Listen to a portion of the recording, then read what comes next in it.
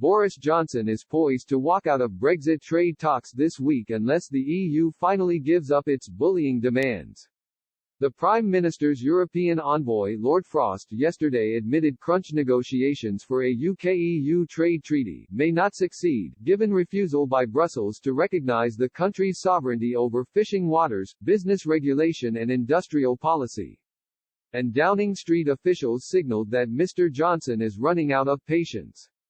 He is said to be bracing for a no-deal relationship with the EU similar to Australia's. A government source said, "We do need to urgently make progress on these issues or it will end up an Australia-style deal. There is momentum and there is a strong desire on both sides to do a deal, but is going to be hard work for Lord Frost this week." Mr. Johnson is gearing up for a showdown with Brussels in the coming days as his government bounces back from the week of infighting that led to senior advisor Dominic Cummings's departure from Downing Street. The Prime Minister will renew his drive to transform the country by making major announcements in the coming days, including publishing a 10-point plan for a green industrial revolution.